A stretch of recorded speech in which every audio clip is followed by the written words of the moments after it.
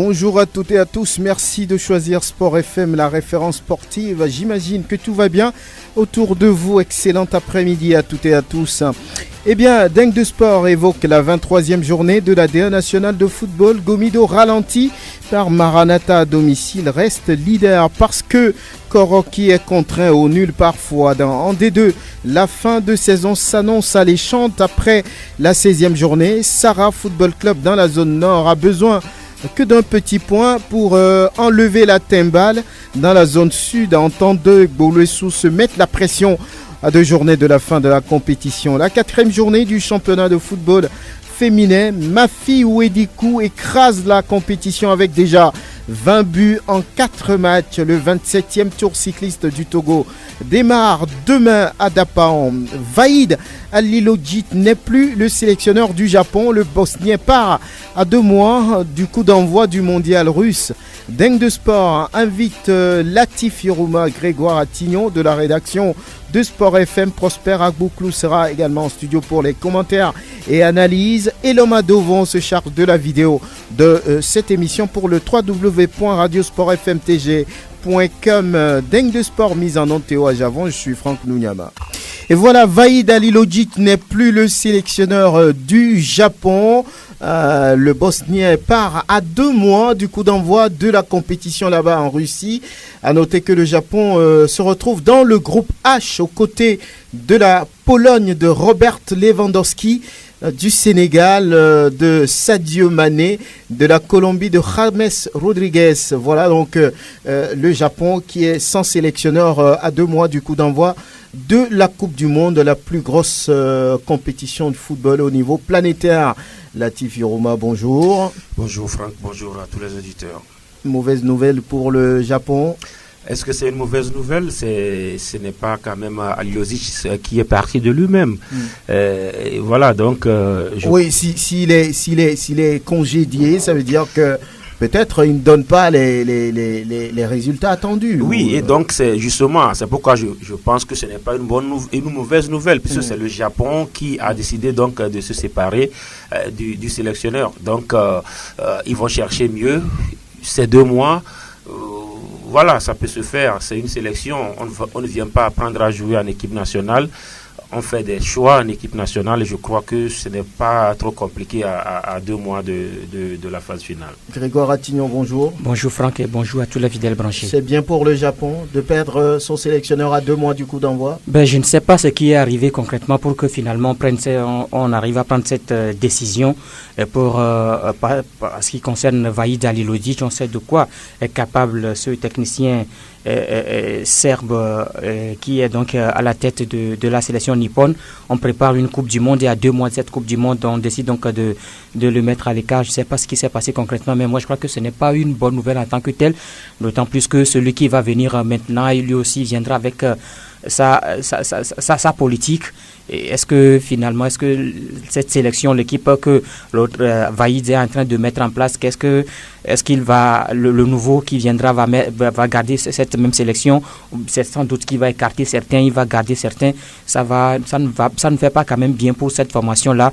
Mais nous allons attendre de voir ce que ça va donner, d'autant plus que c'est quand même le Japon, c'est que en Asie, c'est l'une des références.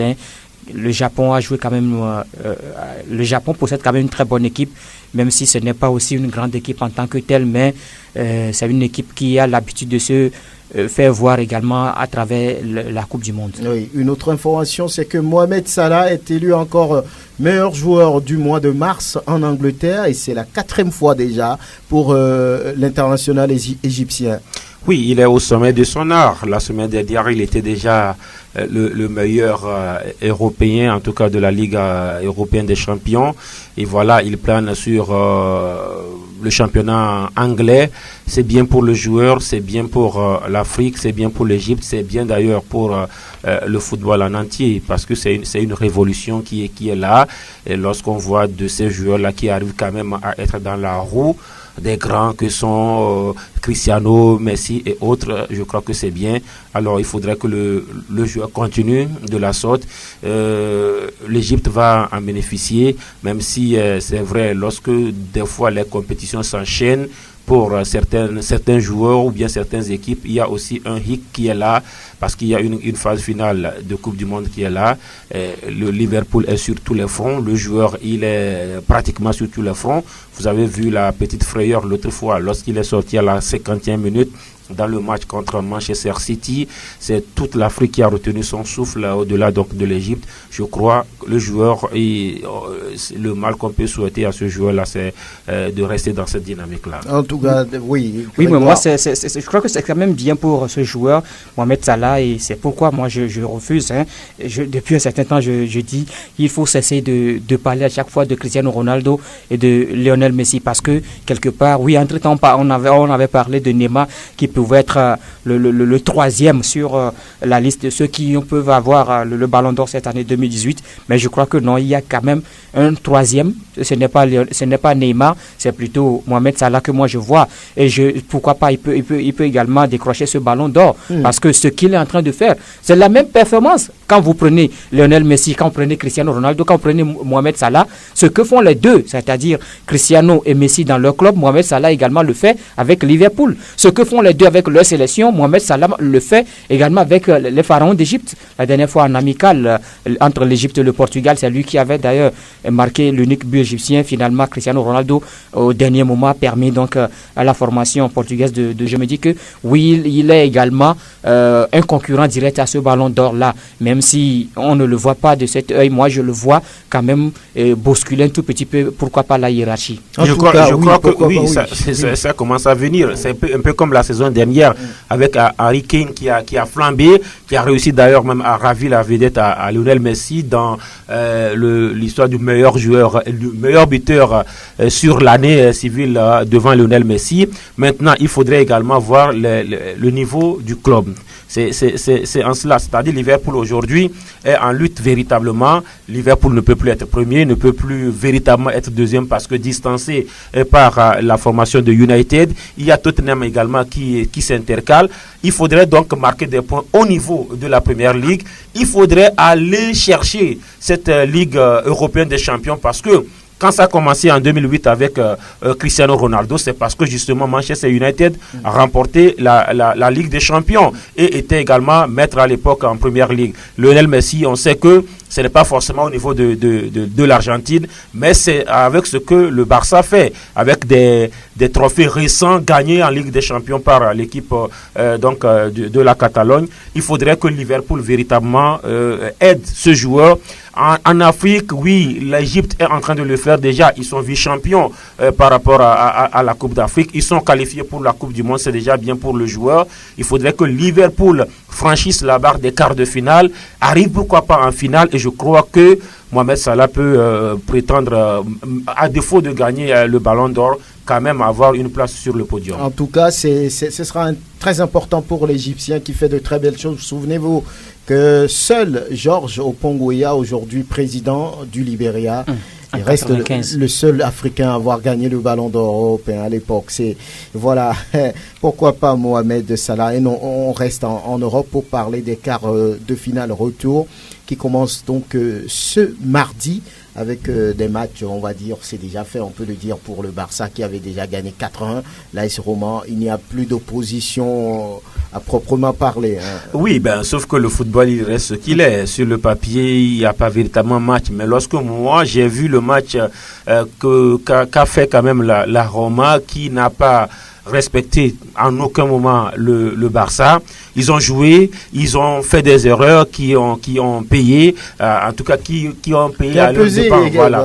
Donc je crois que c'est à 90% c'est fait, sauf qu'il y a quand même une marge. Et cette équipe de la Roma peut encore essayer dans la mesure où lorsque vous marquez un but ou deux buts, ça peut se faire. Moi, je l'ai dit, si la Juventus de Turin a pu quand même battre le Barça 3-0 la saison dernière en Italie, la Roma peut essayer, même si je continue pas à le dire, c'est compliqué, le Barça va forcément passer, mais il y aura quand même une équipe du Barça qui va courir aussi sur le terrain. Donc, en tout cas, de la Roma, il va falloir marquer 3 buts sans en encaisser. Ça annonce, on va dire, une... Malheureusement, le quatrième but marqué par Luis Suarez a fait mal aujourd'hui.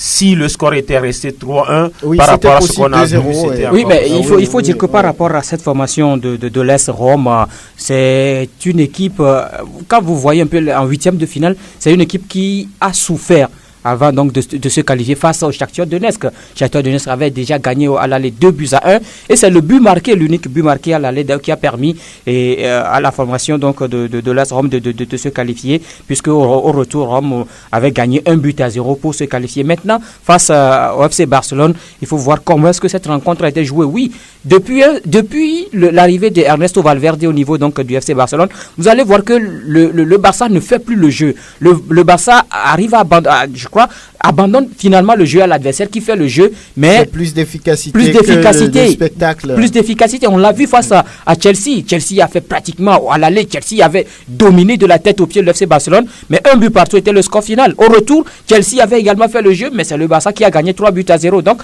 je crois que c'est ce qui paie aujourd'hui du côté du FC Barcelone. Donc la Roma, oui, la Juventus l'a fait l'année dernière, mais ce n'est pas la même équipe de la Roma. C'est fini pour l'AS Roma. Oui, mais je peux dire que tout peut arriver dans un match de football, mais je doute un peu par rapport à cette qualification de la formation romaine. Bonjour Prosper Agbouklou, bonne arrivée. Merci Franck, merci à tous les auditeurs. Vous allez bien? Que voulez-vous? En tout cas, ce mardi, l'autre quart de finale retour. C'est un parfum de la première ligue anglaise. On verra donc ce match retour entre Liverpool et puis Manchester City, ou bien Manchester City qui accueille maintenant Liverpool. Souvenez-vous au match aller, c'est 3-0, un score inattendu. Vous voyez les Sky Blues se relever, se qualifier?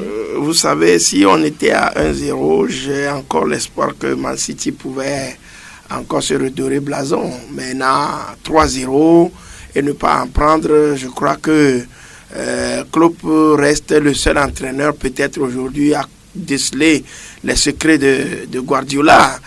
C'est sûr que Liverpool ira en commando, pas pour préserver les 3 buts, mais avec la présence de Salah, Sadio, Mané, Firmino. Je suis pas sûr que Salah joue, parce que la dernière fois sorti sur blessure. Bon, s'il n'est pas là, je crois qu'Amea, Firmino et les autres qui feront l'affaire. Je crois quand même que City est vraiment dans de beaux draps, qu'il lui serait vraiment difficile de retourner la situation. Bon, c'est pas donné, franchement, que Guardiola puisse passer. Oui, c'est fini pour les Sky Blues? J'ai envie de dire, parce que avec surtout le match qu'ils ont fait le week-end face à leurs voisins de United, je crois que ça devient... 2-0, ils se sont fait battre par 3-2. Ça voudrait dire que cette équipe-là, la défense ne rassure plus. Ils peuvent marquer 6 buts, sauf que Liverpool va en marquer également. Voilà pourquoi je pense que avec les 3-0, c'est une sérieuse option prise par Liverpool, que j'ai d'ailleurs envie de voir en demi-finale. Voilà. Vous, Grégoire, c'est la même opinion?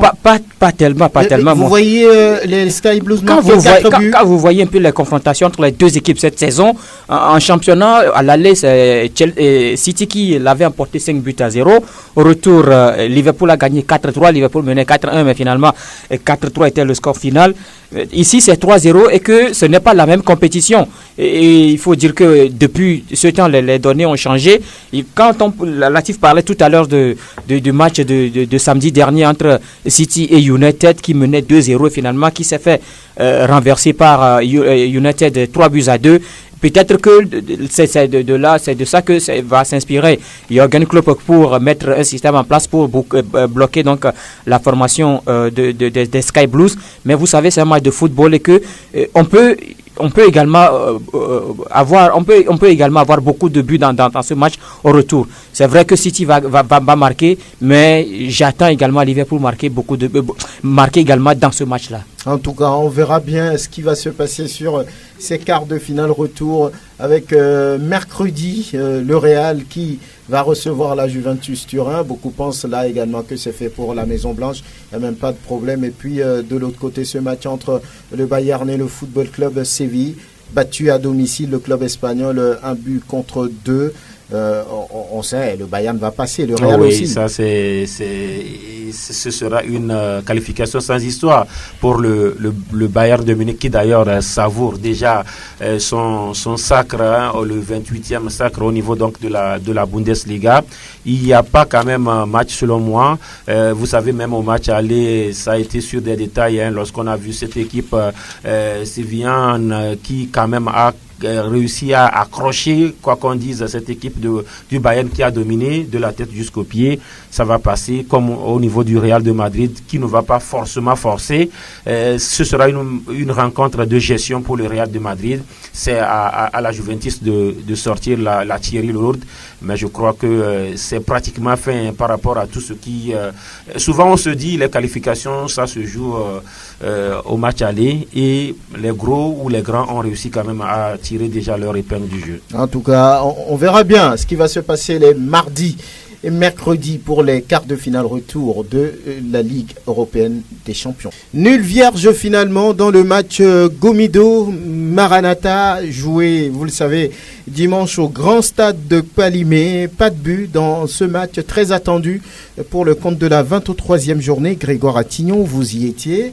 Oui, qu'est-ce qui s'est passé finalement? Gomido voulait prendre les 3 points, mais là, c'est sans connaître la détermination de Maranatha. Mais c'est un derby, de Cloto. Et quand on sait que dans ces genres de matchs, il est difficile à une équipe de s'imposer aussi facilement face à l'autre. Hier, ce qu'on a vu, c'est qu'il y a eu une formation de Gomido qui a démarré la partie tambour battant, qui voulait d'entrer, en découdre, en finir avec son adversaire. Mais c'est également une formation de Maranatha qui s'est bien déplacée pour mieux jouer cette rencontre. Et donc, première minute, une occasion. Ensuite, il y a des occasions qui ont suivi, mais Gomido n'arrive pas à marquer. Là, Maranatha a compris que cette équipe n'arrive pas à marquer. Donc, il va falloir rentrer dans cette rencontre. Et petit à petit, les messagers sont rentrés dans cette rencontre et ont donc obligé la formation de Palimé à partager les points.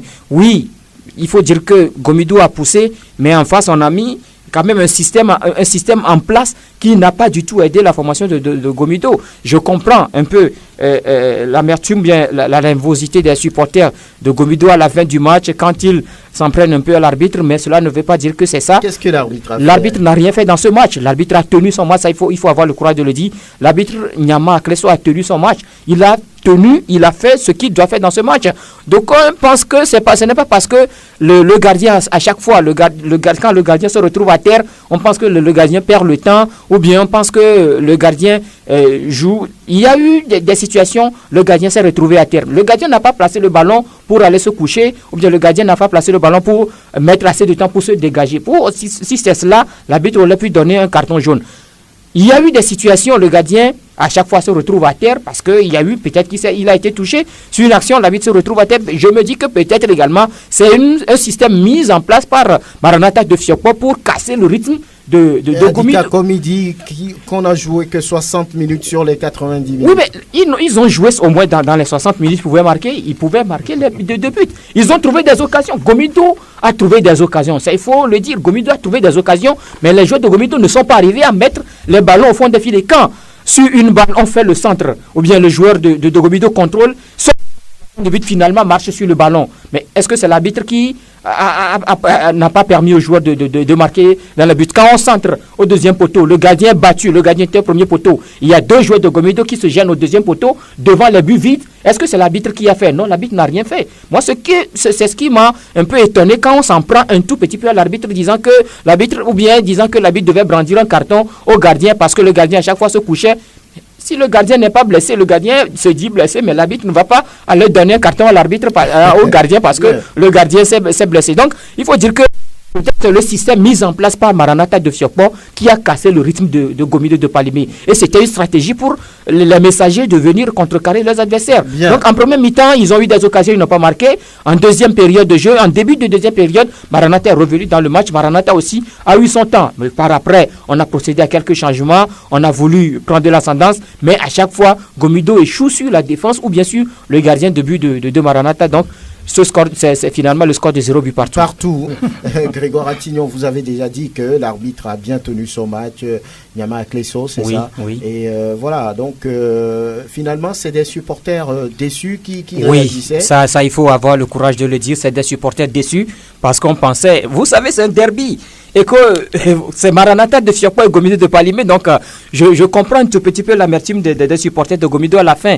Quand ils disent que l'arbitre a fait ci, l'arbitre a fait tant.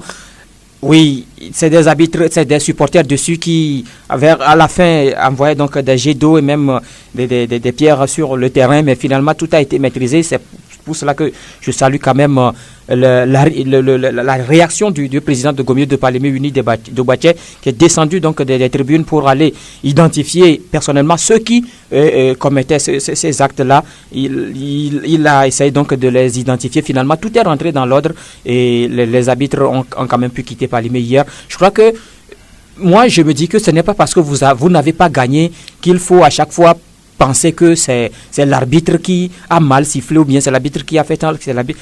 Est-ce que vous aussi, il faut également voir de votre côté, vous êtes créé des occasions. Les occasions créées par Gomido dans ce match, Gomido pouvait gagner par 4 ou 3 buts, par 3 buts à 0, personne ne créerait scandale. Mais quand les attaquants n'arrivent pas à marquer ces buts-là, mais hier, dans ce match, il n'y avait qu'un seul joueur de Gomido qui a tenu, c'est Kone Cheikh Ahmed, qui a fait le jeu. En dehors de Kone, Adjali Moïse était inexistant. Raison pour laquelle on l'a remplacé. D'autres, ils n'arrivaient pas à tenir. Donc, il faut quand même dire que Maranatha était venu pour jouer un coup. Maranatha était venu. Son coup. Oui, Maranatha avait quand même pour ambition de venir renverser Gomido sur son terrain. Mais ce n'est pas arrivé. Maranatha est reparti avec le point. Oui. Gomido n'a pas gagné. Son dauphin aussi. Oui, moi je ne sais pas ce qui arrive à ces grands. Est-ce qu'ils sont essoufflés? Ce n'est pas seulement Maranatha et ce n'est pas seulement Koroki. Oui. Gomido est resté sur 3 matchs sans victoire. 3 matchs. Ils avaient fait match nul à Unisport. Ils ont fait match nul contre Espoir du Zio. Et puis ils font match nul contre Maranatha. Et il faut voir ces clubs-là, sauf Maranatha qui est dans le ventre mou du classement. Les autres clubs sont dans la zone rouge. Unisport et puis Espoir du Zio. Gomido n'a pas pu gagner. Vous parlez par exemple de la formation également de Koroki, qui pratiquement en 3 matchs n'a pris qu'un seul point. Même lorsque vous regardez de loin AS Togopo, ce qui fait 4 matchs sans victoire, 3 nuls et puis une défaite. Donc je ne sais pas si les clubs s'essoufflent déjà, je ne sais pas trop. 7 journées, 21 points à prendre. Oui, Prosper. Non, moi, je crois que il faut un peu revenir sur les faits. La semaine dernière, c'est Maranatha qui a permis à Gomido de prendre la tête du championnat. Et Maranatha avait fait son devoir. Il fallait battre. C'est un devoir. Oui. Je crois quand même que moi, j'ai été une semaine plus tôt à Wamé. Le slogan qui avait, c'est que Maranatha doit tout faire pour battre Koroki, pour que Gomido fasse son match là. Qui avait ce slogan là? Non, c'est les supporters en fait. De Maranatha le disaient. C'est vrai. Les dirigeants de Maranatha le disaient. Ils l'ont dit de vive voix, qui feront tout ici leur devoir. Gomido n'a pas son devoir. Gomido n'a pas gagné et il n'avait qu'un seul point. Et moi, quand j'entends Dika parler de ça, je crois quand même que il faut que les natifs même du Grand Cloutot arrive à donner le message de paix. C'est entre eux. C'est-à-dire qu'un match de foot doit se jouer sur 90 minutes. Il n'est jamais écrit quelque part que si on ne fait pas 90 minutes, on ne peut pas marquer des buts. Plus de 90 minutes. Je crois que je n'ai pas aimé. Nous sommes des faiseurs d'opinion. Il va falloir que le Cloutot, qu'un match ne se joue pas de cette manière, ce n'est pas Adika de dire ça. C'est un entraîneur. Tactique et il reconnaît. Voilà. De dire, donc, je crois quand même il fallait aussi hier pour le match Kotoko Espoir. Le combattre 2 poules mortes du couteau. de couteau. Donc il fallait au charbon. On a vu quand même 2 équipes bien décidées. Malheureusement, comme à Palimé, à la fin, on sait les supporters n'ont pas du tout été tendres envers Gouiazou. Ça, on le déplore toujours. Je ne sais pas, quand on finit un match, on s'attaque à un entraîneur. Qu'est-ce que l'entraîneur a fait? On ne sait même pas. On demande changement parce qu'il n'a pas fait un changement à temps que il n'a pas gagné 2 buts partout. Il fallait dire quand même que c'était un match très relevé. Espoir de Tchévier comme Kotoko ont produit du jeu. Ça ne s'est pas arrêté. Ça a été un jeu plein. Et 2 buts partout, moi je crois quand même que ça a reflété la physionomie de la rencontre. Parce que Kotoko a été cueilli à froid à la première minute sur une balle anodine. Il y avait un certain Yao Doche, je crois, qui a propulsé le ballon au fond des filets d'une tête piquée qui a marqué. Mais après, Kotoko a repris le jeu à son compte. Et il fallait voir, il y a un certain numéro 9 de cette équipe-là qu'on appelle Koriko Abdou Razak. Je ne sais pas si vous le connaissez bien. Oui, je crois que ce garçon... La sélection des moins de 17 ans. Voilà, je crois que c'est un garçon à suivre véritablement. Il fallait voir le chef-d'œuvre qu'il a réalisé en marquant ce but, donc d'un lobe astucieux qui a mis tout le monde, je dirais, d'accord sur son talent, sur sa façon de faire son talent. Mais je crois quand même qu'à un certain moment donné, Espoir s'est complètement perdu. Mais je ne sais pas pourquoi, au niveau de Espoir de Tchèque, ils l'ont fait la dernière fois. Un certain nombre de joueurs qu'on laisse sur le plan, les Amekpo, qui sont vraiment des stratèges qu'on met sur le banc. Qu'il est blessé ou il est fatigué. Mais après, quand le gars rentre en jeu, on ne sent pas de ces dispositions d'affaiblissement qui vient. Donc, je crois, Marata, plutôt je dis Marata, Kotoko a et il a marqué le deuxième but avant la mi-temps. C'est un score. Oui. Je crois que les changements apportés par Mawena Kodjoville est là.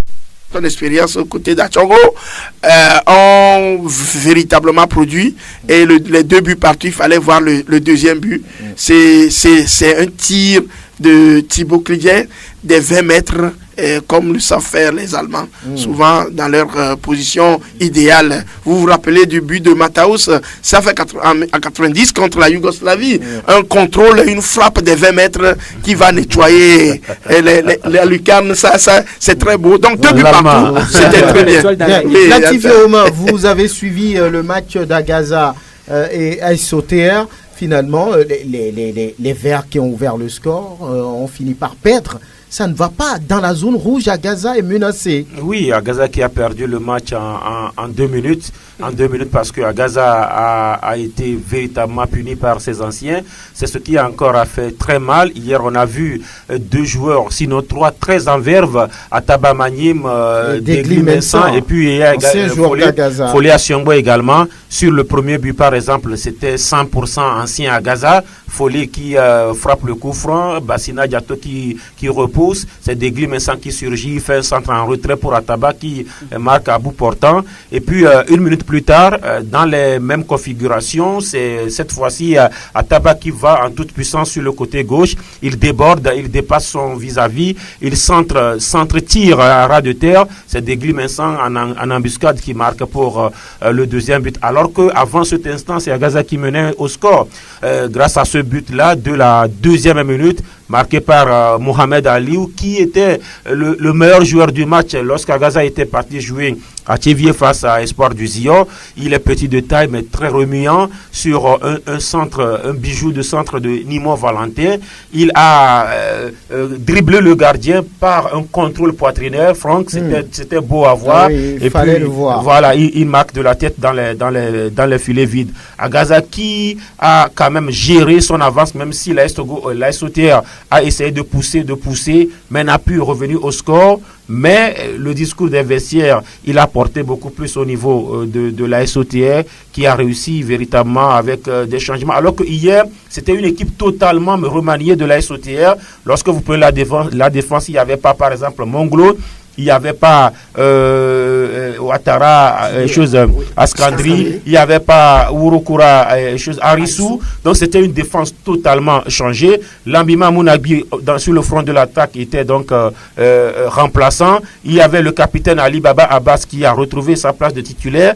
Et donc c'était une équipe remaniée totalement, mais qui finalement, je ne sais pas si c'était une stratégie pour Nieni Sebabi. Il a fait jouer les anciens d'Agaza et ce sont eux qui ont puni cette équipe d'Agaza. Maintenant, vers la fin, c'est pourquoi je regardais Grégoire, lorsque Adika dit qu'ils ont joué 60 minutes à Kpalimé, moi je ne sais pas combien de minutes, par exemple en deuxième mi-temps on a joué à la JCA. C'était un match insipide vers la fin, où personne ne jouait, les joueurs tombaient, l'arbitre qui faisait signe, il y a du sang sur la pelouse, il faut nettoyer avant qu'on ne joue, ça prenait du temps, les joueurs qui tombaient, chaque fois c'est des remises de ballons, c'est-à-dire on fait balle à terre ou bien quoi, ils ont quand même une façon de le dire. Donc c'était un match compliqué et pour les équipes et à un moment donné compliqué également pour notre ami Kpango Assi, qui finalement n'a pas eu une fin heureuse. Le public a voulu donc s'en prendre à lui. Ce qui est donc déplorable, c'est que ce n'est pas seulement hier à la JCA.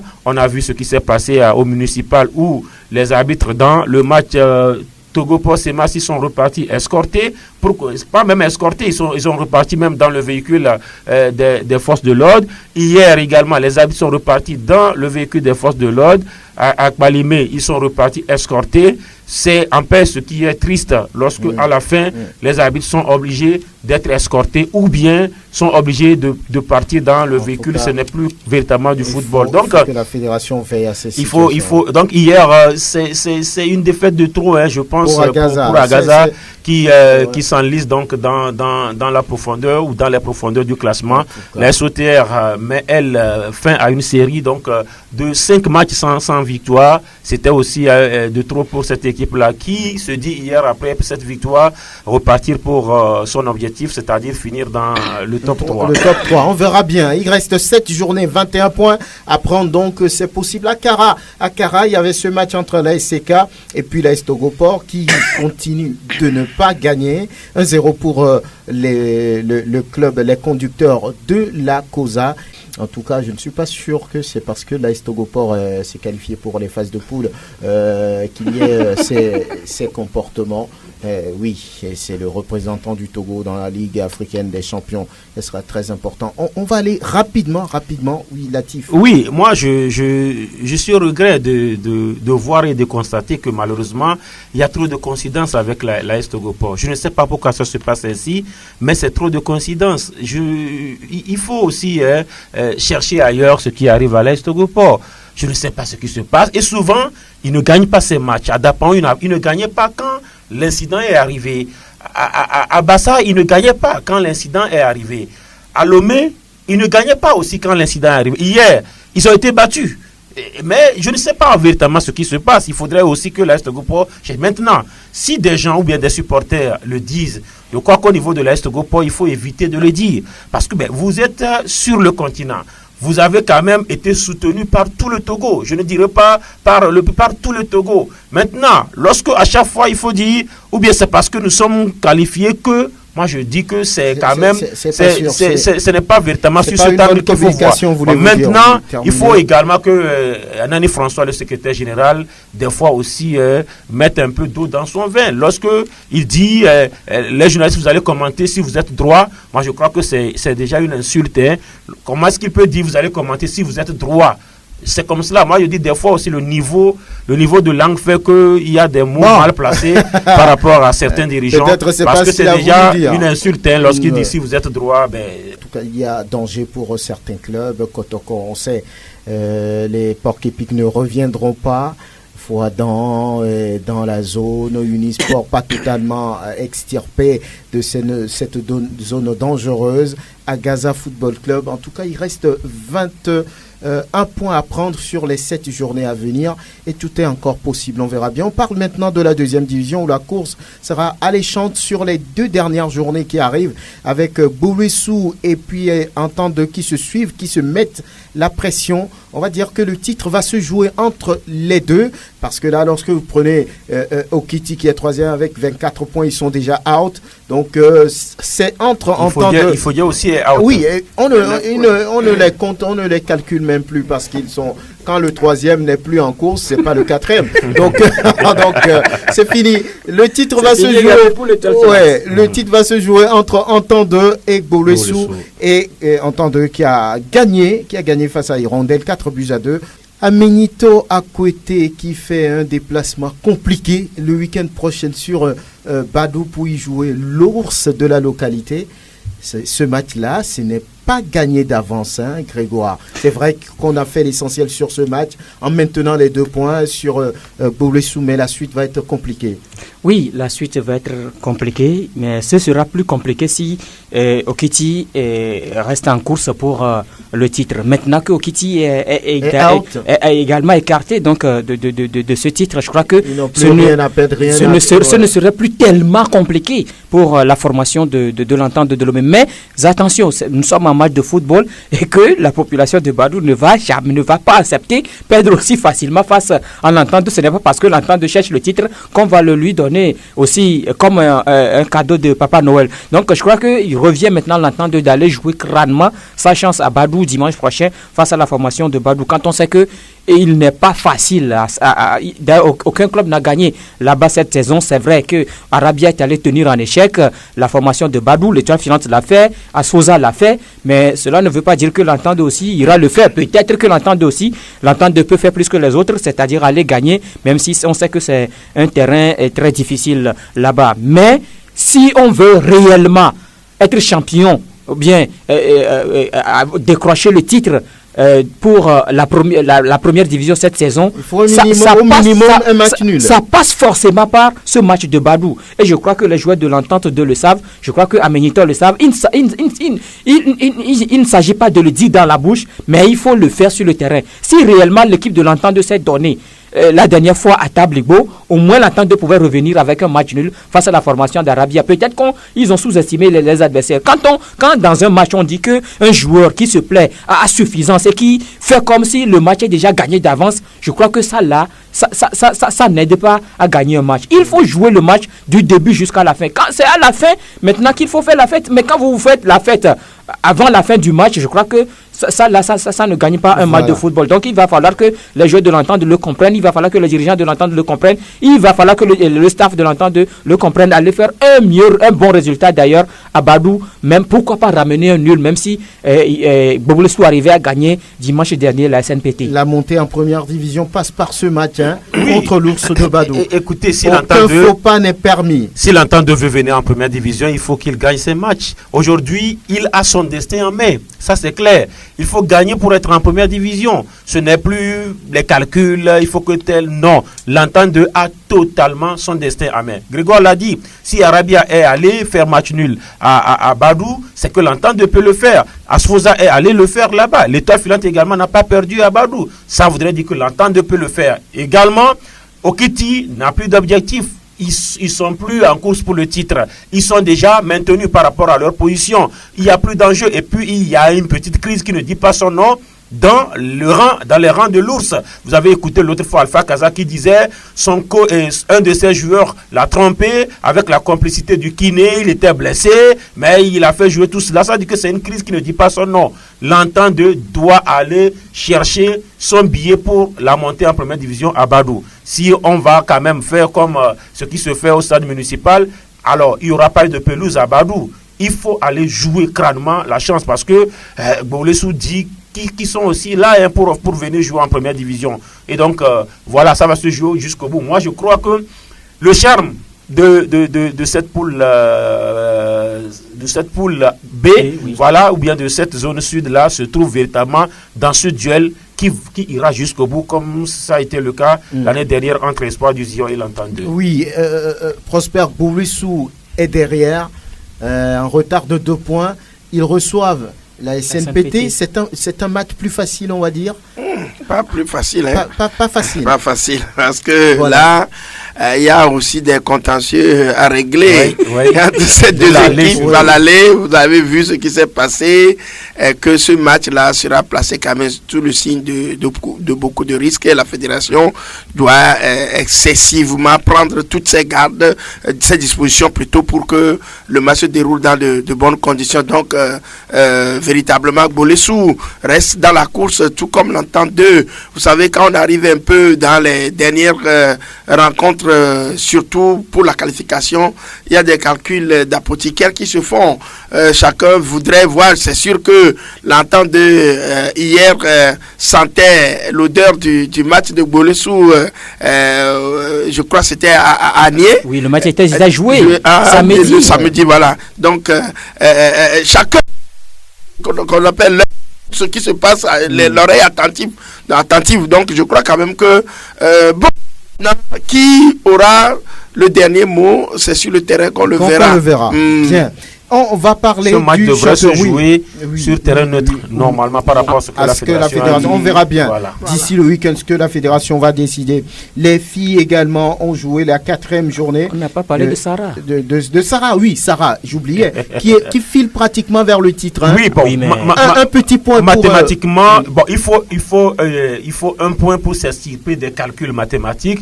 Sinon, même si cette équipe, parce que elle peut compter aussi avec les faux pas des autres. Sarah pouvait même perdre tous ses matchs. Si son poursuivant immédiat ne gagne pas ces 2 matchs, Sarah aujourd'hui a 99% de chances d'être en première division. Je crois que c'est aujourd'hui ou jamais. Cette équipe-là également, qui a été retardée par Koroki Metete de Tchamba pour des raisons que beaucoup connaissent. Alors après, c'est l'ASK qui est venu passer à la vitesse supérieure. À chaque fois, Sarah a été souvent dauphin. Et aujourd'hui, proche de la montée. Voilà, aujourd'hui, avec l'aide du président Amadou Ouattara, qui est en train donc de jouer sa 3e saison, je crois que c'est fait pratiquement. C'est un peu comme la situation dans laquelle se trouve le Real face à la Juventus de Turin. Sur les 2 dernières journées, Sarah qui se déplace chez TAC le week-end prochain avant de recevoir à la 18e journée à la maison Agoua de Kusuntu. Et les résultats de la 4e journée du championnat de foot féminin avec déjà une joueuse qui, on va dire, sort du lot. On va donner d'abord les résultats au niveau de la zone sud. La victoire de Tempête 3-1 sur Espérance. Amis du Monde qui bat arrêt 3-0 Winners Girls, qui a été foudroyé par Atleta 12-1, s'il vous plaît.